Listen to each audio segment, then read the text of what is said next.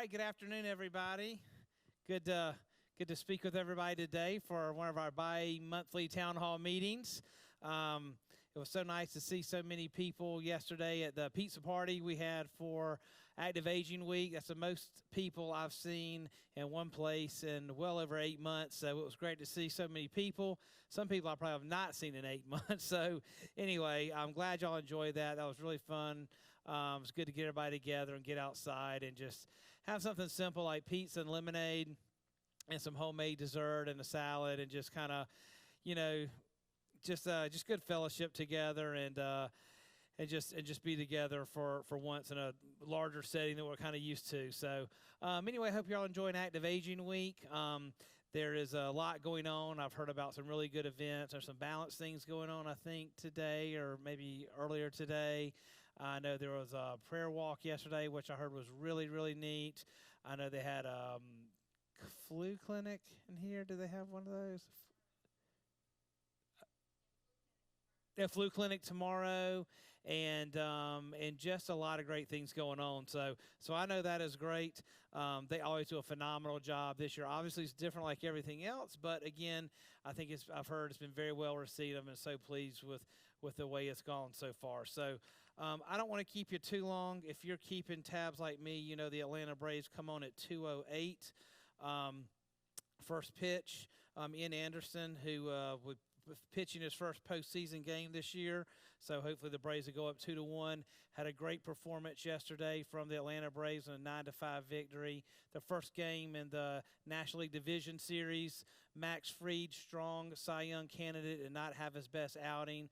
Only 4 innings, 4 runs. But again, the amazing hitting of the Braves with Ozuna, Freeman, and Cunha really, was the spark, and their deep bullpen was able to come through and seal the deal in the first game. So we need this one and one more. They're all at 2:08. I think this one's on MLB Network, so I'm sure y'all are as excited as I am to check that out and make sure the Braves continue to chop on and make it to the National League Series so they can hopefully make it to the World Series, where they have only won once and they've been there at least 100 times. So hopefully they will have a good year this year. So again, 2:08 Atlanta Braves. Ian Anderson starting for the Braves, and I heard Kyle Wright is scheduled to start third game. So with that, we will move on to better things. And the first thing I want to talk about is our Resident Association meeting coming up next Monday at 3 o'clock. This will be the first Resident Association meeting we've had in quite some time. But like everything else, it will be different. It will be virtual. This will be actually our semi-annual meeting that we do every year where we present the budget. And then we always do the other one in March where I give an update of our recap of the previous year and then answer any questions of general interest people may have. So we were able to hold that in March, but we'll hold this one virtually actually a month later in October. Normally have it in September, but since we delayed the rate increase for this month, and I hope everybody remembers that, we were able to push back the rate increase to November instead of October. That's something that we wanted to try to make happen to help benefit everybody, just a small bit to say thank you for all the inconvenience and some of the services we haven't been able to provide. So, again, your rate increase will not take effect until November. And then that's why we pushed the Resident Association meeting back until this month. However, this will not count as an official semi-annual meeting. We're not required to due to the restriction of COVID. So having board here and all the things we normally have, we're not going to do that just out of precaution and just limited space. So, but anyway, please join us next Monday at 3 p.m. Ms. Christensen, our Resident Association president, will start off with updates, and she'll introduce all the new residents that we've had since our last meeting, which will be great. And in addition to that, Ms. Kay Bullock, who's over both the nominating committee and the bylaws committee, she will be talking and wanted me to remind everyone that the slate of officers will be presented by the nominating committee to be considered at this meeting next Monday. So just be mindful of that. The new officers will be presented. And then also changes to the Constitution and bylaws as approved by the executive committee will be considered during that meeting as well. So Ms. Bullock will present both of those on behalf of the nominating committee and the Constitution and bylaws committee. And just a reminder to please take a look at both of the items displayed near the mail rooms in both North and South Village. That will get you up to speed of what she'll be talking about, and something that you'll have a say-so in as far as consideration and possible considerations for officers. So we have a good slate of officers, and I hope that will go well and move right along and start off the new year with some great volunteers that's ready to help Springmore. In addition to that, we will have our normal items we cover in the semi-annual meeting in the later half of the year. Philip will do his budget presentation, which he normally goes over and talks about how we got to our rate increase and what are some of the major changes this year versus last year. And he's going to focus on COVID expenses. I'd mentioned earlier we're well over $100,000 in total expenses we spent in COVID, anything from PPE to food to cleaning supplies to extra staff to just a ton of things, testing, things that we would have never imagined to have to spend. So he's going to just point that out and kind of let you know how we've had to spend some extra money on things that were not budgeted for the year, but we've been able to keep other expenses down because we've not been able to do as much. So it's kind of offset each other, but it's interesting to see that. So he'll present that. I will answer any questions that are presented to me through the MAC. There was only 3 questions this year that were presented, so I'll answer those as thoroughly as possible. And then, yeah, that should be it. It's going to be much shorter than normal, but we will get all of that done in that time frame. So next Monday, 3 p.m. I wanted to talk next about visitation. I think the visitation, from what I understand, as I talked to executive committee yesterday, seems to be going pretty well in independent living. I've not heard any more complaints about family members or guests roaming around without name badges on, or just seeing people in the hall that they do not recognize. So hopefully y'all got that across to family and friends, and hopefully get a lot of feedback about family reading the newsletters, and I reiterated that in the last one we did. So hopefully that's starting to stick, because that's very, very important to try to keep the safety of all the residents intact here at Springmore, making sure we know all the visitors are coming in one of the main entrances and they're checking in. So let's continue to make sure that happens. We're probably going to switch up the way we do the check-in process at the main entrance, at least over North Village. It'll be the same procedures. You'll still have to fill out a form. You still got to sign in. You still got to get a name badge, and you still have to have your temperature read. But we may have those do self-temperature reads. That's a lot of what staff does at this point. When they check in, they take their own temperature and record it. With the amount of visitors that we're having come through the front door now, and 300 to 400 phone calls just on first shift alone, it's really hard for the receptionist to do all her stuff, schedule transportation, answer the phone, and actually do temperature checks on everybody that comes through when it's a rotating door now, which is good. We have family members coming back in. So we're gonna change that up a little bit, and we'll have family members and guests do self-temperature checks. Again, it's very simple. We'll have the directions out there, and of course we can help, but that's just something we need to streamline to make it more effective. And again, it's very simple, and everybody's very capable of doing that. So you'll see that in the next few days. We'll mention that in the memo. Stewart Health Center visitation. I'm not sure the last time I reported, but we are now allowed to have outdoor visitation for all residents in the Stewart Health Center. So spouses have all seen their loved ones at least once, some probably more than once now. We want to start with all the spouses. We have about 15 or 16 that have loved ones in the health center, and they did outdoor visits. And now it's open to all family and friends. We have a great deal of volunteers and staff members that are helping with the visits. They're not like they used to be, where you can just come in anytime, go free, willy-nilly around the nursing home, stay as long as you want, go where you want. You have to be checked in, just like I mentioned earlier, but then you have to be guided to a certain area. It has to be monitored, it's got to be timed, and it's got to be escorted out. And we have to disinfect between every visit. So it's much more controlled with many more policies and procedures. So we can do about 6 or 7 a day. If we do 6 days a week, we can get about 36 to 40 in. So please be mindful of that. It's not going to be every day you're going to be able to see a family member. But we're doing the best we can with that. We've actually been given the approval because as of now, we are past 14 days with no new cases in the health center. That means we can offer indoor visits. So we're going to have an option to do both indoor and outdoor visits. Some people still want to visit outdoors. They feel more comfortable. The weather's actually nice now, so but some may want to visit indoors. We'll have a clean space and a common space where we'll allow visitations. We can't have everybody walking through the health center, going to individual rooms. So we're going to have clean rooms like we had in the lobbies of North and South Village. Again, those will be controlled and monitored as we have to. But again, we can allow indoor visits for now. However, be mindful if we get a new case anytime in the health center, a resident or staff, we have to stop indoor visits and we have to go back to only outdoor visits, and we have to wait 14 days until it's cleared and we can start again. It used to be 28 days, but everything's 14 days now. But hopefully that won't be a reason we have to stop the indoor visits, but it's something that may happen. So we should be very, very mindful of that. But the good news is visitation is back in the health center.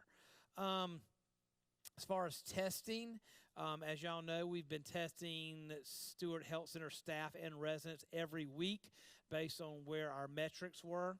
If we were considered an outbreak, which is 2 or more, we had to test until we were out of outbreak status every week. We're now out of outbreak status, and with Wake County positivity level being below 5%, it is at 4%. We only have to and only required to test staff members once a month. So that is what we will be doing starting, I believe, next week. Once a month. Yes, starting very. I'm not exactly sure the date. They're behind on their testing and their logging. So I think this week or next week we will do a weekly test. But once we'll confirm that with Leslie. Once we've finished our weekly testing that we've been required to do previously, we will go to monthly testing. Monthly testing for staff only. And that is only what the state will pay for. We would prefer to continue to do weekly.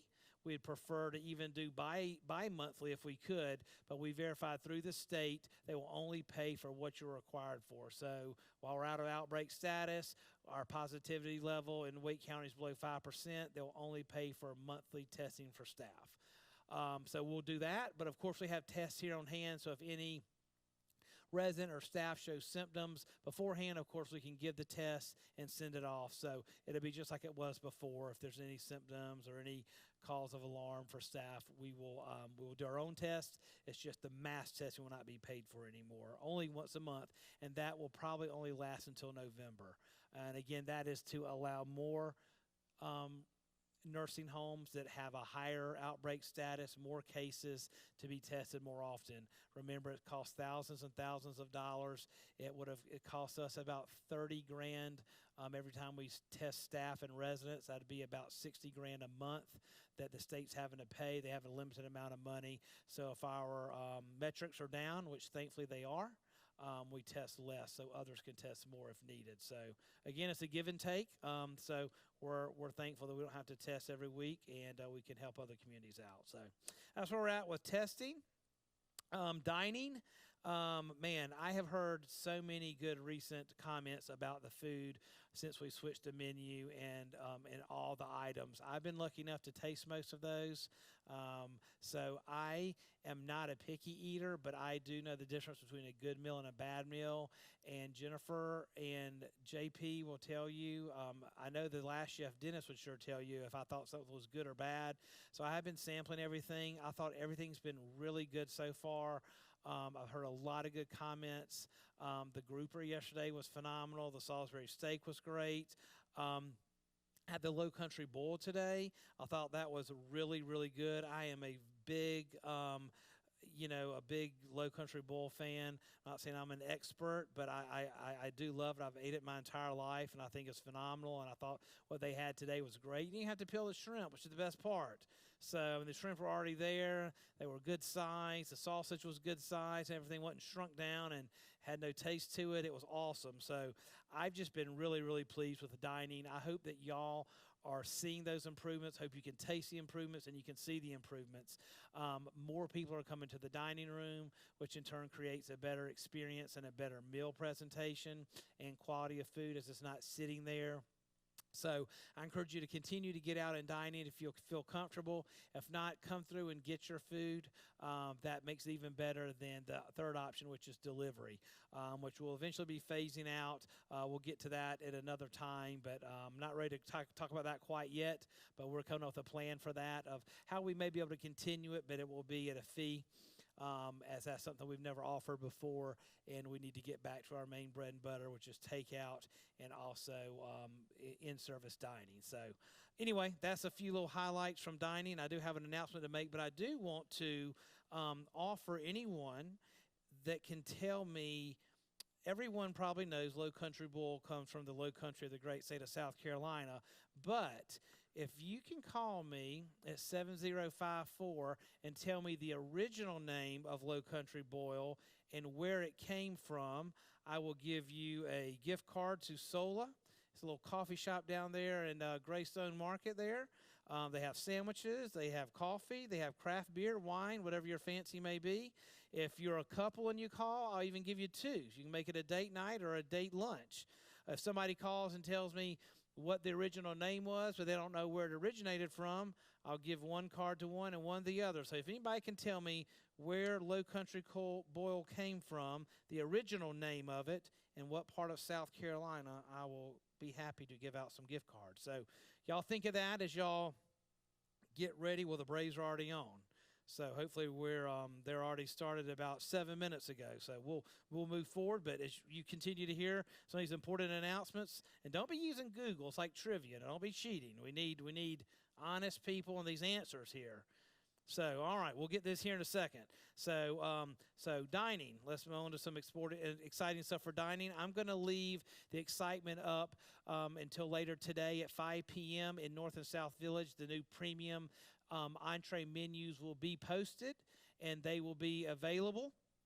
But in the meantime, I just want to give you a little bit of information about that. I'm not going to tell you the items. You'll see a lot of old favorites and some new things returning. Again, they should be available around 5 o'clock. But premium entrees will resume for one day each week starting Friday, October 16th for lunch and dinner. We'll resume them every Thursday and Friday starting October 29th. They will be available for dine-in, limited availability, or pickup. Premium entree meals are not available for delivery at this time.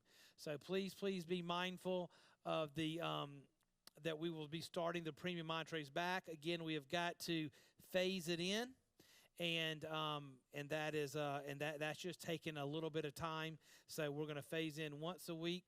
I believe starting this week, and then for 1 week starting October 16th, and then every Thursday and Friday as it was before on October 29th. So remember, those are available via dine-in and takeout, but not for delivery.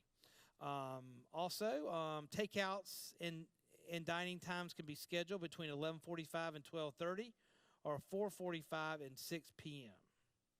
So to make reservations, please fill out the form located at the hostess stand in your respective village, north or south, and return to Mr. Adam Butlack in North Village or to Sam Kearney in South Village. If y'all not met Sam, he's a great addition to us. He is Adam's assistant. He's got a lot of experience. Came to us, I believe, from Crowsdale Village, which is a good friend of ours over in Durham. Nice Methodist retirement community over there. And he's doing a fantastic job for us. We're so glad to have him. And alternatively, you can call 7072 and ask for Adam, North Village, or 6090 and ask for Sam in South Village. So again, just be mindful that we need to make reservations for those things. Holly will put all of this in the memo if she can read it. It's a very, very small print. I think I can probably read it, so we'll get it to you. But just to let you know, premium entrees are starting back, so we're super excited about that. All right. tonight, talk real quick about pathways in spiritual wellness. The only report I have is from spiritual wellness. Nothing really for fitness and nothing for life enrichment. A lot of stuff with active aging going on right now. So we'll get back to that when we resume. But just a quick reminder from the chaplains: 3 p.m. in the chapel on Wednesday the 7th, which I think is today. My watch is behind a day. I didn't switch it over. Vital Conversations Group 3 at 3 p.m. So I heard that's going really, really well. So I'm excited. Vital Conversations Group 3 in the chapel today, right after this. Now, I know many of y'all are going to be watching the Braves, but I think breaking away for this Vital Conversation, if you're in Group 3, is I think that would probably be best. And we can go back and check the score immediately after Vital Conversations. 3 p.m. in the auditorium, the Vital Conversation Book Club will be meeting. Now, is that groups 1 and 2? So groups 1 and 2 has now started a book club at 3 p.m. in the auditorium. So make sure you know where you're going. Group 3, you're in the chapel. And then groups 1 and 2, which is now the book club, you're in the auditorium. All right, so let's make sure we're squared away for that. Sunday, for Vespers, we have an outdoor Vesper service, which is going to be led by our very own Lori Higgins. And special musical guest, breaking news, special musical guest, Carrie Corley, healthcare administrator, will be the musician. That is big news, folks. Again, I want to say our own Lori Higgins will be preaching, and Carrie Corley, healthcare administrator, will provide musical entertainment for this service. And not only will it be live at 7 p.m., you can stream it at 1341. I'm sure it'll be on the portal. And wow, what a great event. So Vespers, 7 p.m. And lastly, next Tuesday, 3 p.m. in the chapel, there will be a new grief share group beginning for those residents who have experienced the death of a spouse, child, family member, or friend. Grief Share offers support and encouragement for the grief journey using a curriculum of videos and group discussions. So please call Lori or Juliana if you're interested in that. That's the ladies here do a great job with grief support. And losing any one of those, I can't imagine that at this point, but we all go through that, and I'm just glad that y'all have people that y'all can come to and really lean on for spiritual guidance during that time. And if they can help, please let you know. But please attend this if something you feel like it will help you. So always better to go through grievance together and through support. So we're lucky to have a great support group here. So last two things I want to talk about. These are just more updates than anything, and we'll kind of get to some of these answers we have here, and then we'll take any questions you may have at 7054. The last two things I want to talk about, first is marketing. I think it's important for everybody to know that marketing is still very positive and very strong. We only have 3 open units to sell, normally have 0 to 2. So, we may have 1 more than normal, but considering everything going on with COVID, to only have 3 open units is absolutely amazing. We continue to have strong interest in new residents wanting to come, still future residents that are on our waiting list to move in. It's just taking longer to get them in, and that's totally understandable. Normally, we give up to about 120 days for someone to move in, but we've had to be a lot more lenient over the past 8 months. It's kind of hard to force somebody to come in when there's a virus going on affecting everybody, and the health centers and retirement communities have been in ground zero in the spotlight for that. So anyway, we want to make them comfortable, and we've had to accommodate them just as we've had to accommodate everything else in our lives. But anyway, marketing continues to be very strong, very positive, and only 3 open units. So spread the good word. We're doing very good. I'm very thankful for that. And lastly, our health center construction project is moving along very good. Brad continues to spearhead that and just do a phenomenal job keeping up with all the meetings, all the stuff that goes behind the scenes that you don't realize and I realized before. It's just phenomenal, of meeting with electricians and IT professionals and alarm professionals and heating and air. It's just crazy the things you have to do. But the good news is that we have already submitted, we submitted our building permit to the city. They wrote back to us. They had 5 or 6 questions we had to clarify for them, which is not uncommon for a first round. It's very common to go second and third round. Hopefully we won't get that far, but we may be in a second or third round of questions. But right now, we answered all the questions they had on September 28th, and we're expecting their response to us no later than October 15th. So once we hear back October 15th, we may have the go ahead, and they may issue us a permit. We have to answer another question or two, which will be another couple of weeks, and we have to answer those and go for a third round. But it is in the final stages, and hopefully, like I said, by the earliest is October 15th, we'll have the thumbs up, but it may be a little bit longer, but it is moving on very nicely, and that's something to share with everybody as well, that project is not slowed down, and we've continued to do that during all this COVID situation. So I am going to get to these couple of questions here. Who? Yeah, Mr. Bundy was first. So I'm gonna. This is really, I'm gonna say. I'm gonna let these go. These are the only two I'm gonna take, and these are great people. So I'll clarify a little bit. Mr. Bundy said Buford stew. That is technically correct, but Mrs. Gail Jens gets much more technical, which I was looking for, and Buford stew was referred to even more specifically, and the Frogmore stew, and it actually came from Helena Island, which is in Beaufort, South Carolina. So to get real technical, Frogmore was a fishing village on St. Helena Island in Beaufort, South Carolina. So that's where it came from. Frogmore stew, Helena Island in Beaufort, South Carolina. Now everybody refers to it mostly as Low Country Boil, as the town of Frogmore is no longer around. So anyway, Mr. Bundy, you're right. Beaufort is much better sounding, in my opinion, than Low Country. And Miss Jens, the scholar that you are and phenomenal nurse, you got more technical. So we're going to give Mr. and Mrs. Bundy, we're going to give them 2 gift cards. He has Mrs. Bundy there. She may like a little something. And then Miss Jens, we're going to give her a gift card. So thank y'all for playing along. Again, I appreciate that. Have to amuse myself as much as anything. And that just happened to hit home. So anyway, very good. Thank you so much. Do we have any other questions that we would like to try to answer other than Frogmore stew or Low Country Boil?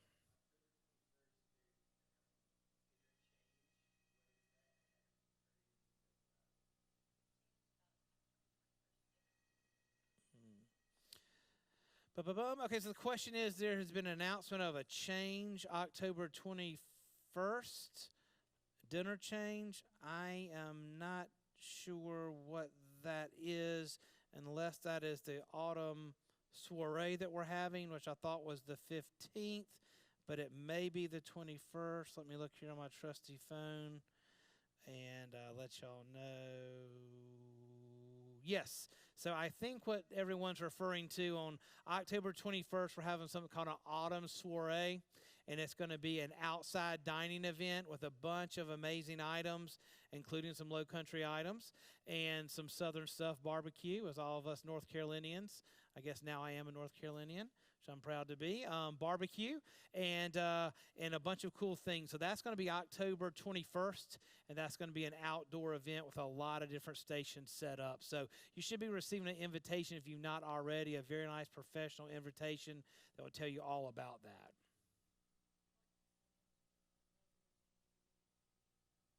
Oh, that's a great question. So someone wanted to know what's the percentage of residents that contributed to the endowment fund? We had this year 62%. Am I right on that, Holly? All right. About 62% of the residents participate in the endowment fund campaign this year, which is fantastic. We had a lot of first-time donors, which was great. As you know, our total was over $54,000, which was like 12 grand more than last year, and we did it in a week rather than 2 weeks. So that was really, really amazing. I think there's always been a goal of getting more people to participate than actual money amount.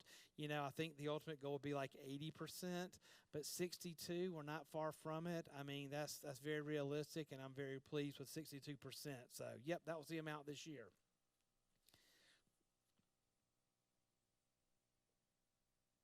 All right, the question is, when are tables going to be back in the bistro? And an update on glutens in South Village. Oh, gutters. Gluten, sorry. Thought they had no gluten-free options there. No gluten-free options in South Village. The tables for the bistro. Sorry. Jennifer and I have been talking about putting the tables back in the bistro.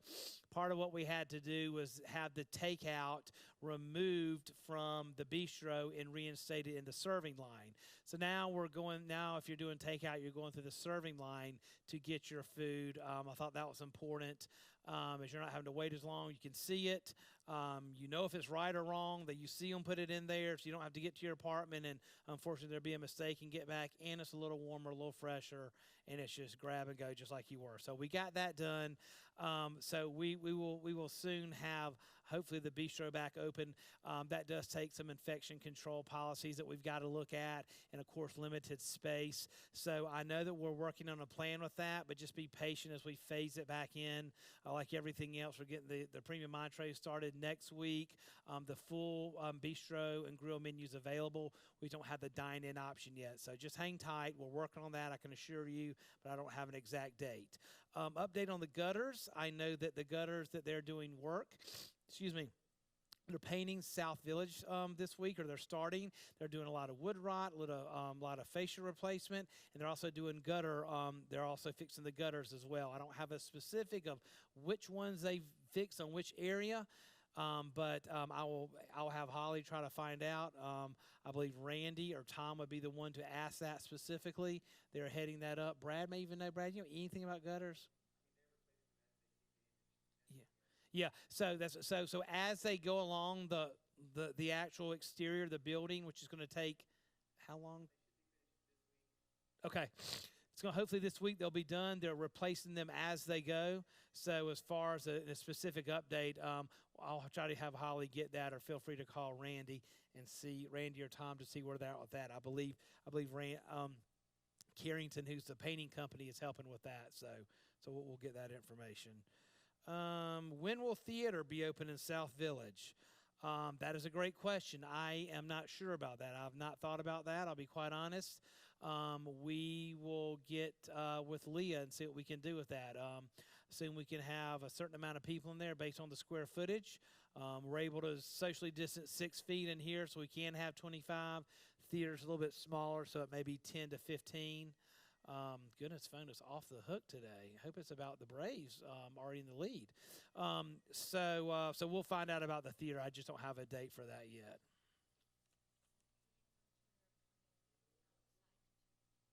Sure. So the question is, can a piano tuner come in from the outside to tune a piano? That is yes, most certainly. Not sure if that is a personal piano or if that's the piano in here, but we are allowing indoor guests and visitors. I consider that a visitor. So long as they're screened in, checked, got a name badge, know where they're going, they are more than welcome to come in and tune your piano or any piano here within Springmore.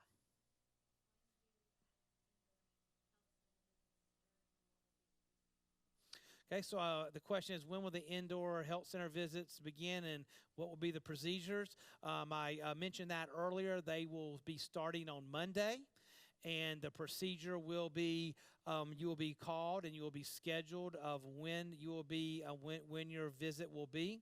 You'll be informed of where it's going to take place and at what time. Just be mindful that they are still working on the schedule. It's much more detailed than it seems. They have to be scheduled. You got to be checked in. You got to be escorted. You got to be monitored. You got to be escorted back out. Then we got to disinfect. And we only have so many areas to do this. So they will begin Monday, but that doesn't mean that you may have the actual option to visit on Monday. But the procedures will be gone. You'll go over those with the volunteers that are helping with that in the health center, which is made up of activity professionals back there and some other healthcare professionals that will be working back there. So just hang tight with that. We've got to phase all this in. We have 100 residents back there, so it takes quite some time. But they will start Monday officially. So the question is, when can families and friends join residents in the dining room? and honestly have no idea. It will probably be quite some time before that happens, only due to our capacity. We can only operate at 50% capacity, which is every restaurant right now. But we also have to be mindful that we have to that it also pertains to the size of the dining room. So we will look at that. We want to make sure that the dining is absolute. The best we can provide for our residents first. Make sure we have premium entrees back. Make sure we have the bistro and grill seating options back. Make sure takeout's going well. Make sure the food quality and presentation as well. So we don't want to bite off more than we can chew, and also not affect the residents that actually live here. So we will set a date. And I will not even promise that. We will look into setting a date eventually, but I just have no idea when that may be. And I apologize, but please understand our main priority is to focus on the residents and offering them all we can within Springmore. Yeah, the theater, I'm just not sure. It's a great question. I don't see why we can't open it back up. We'll get with Leah about that. She is out today, but we'll work to get that back open. Work to get everything back open. I want to get it all back open. I mean, I want it to open, reopen Springmore. I'm all for it, but we got to do it in a safe way. So I'm very mindful of that. I think we're having a couple of bus trips even this month. We can only have like 6 or 7 people on there, but I think they're doing 3 trips. I honestly cannot tell you what they are, but they are 3 trips. So we're trying to get everything back on a normal basis as much as possible. It's going to be limited, and it's going to be slow rolling it out. So just be mindful of that. As aggravating as I know that may be, but it's what we have to abide by.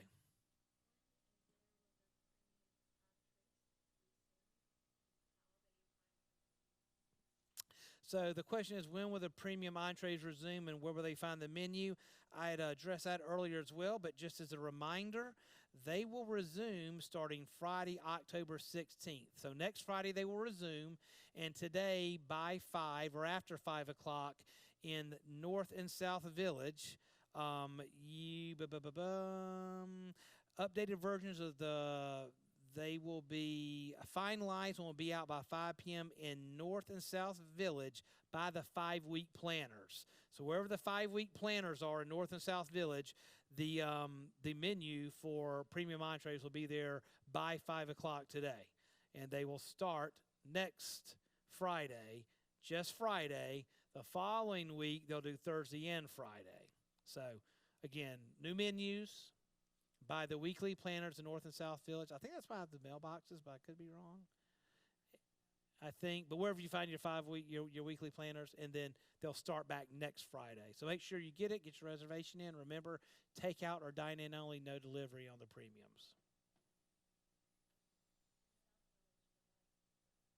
Okay, South Village are by the portico, Reverend Higgins informs me.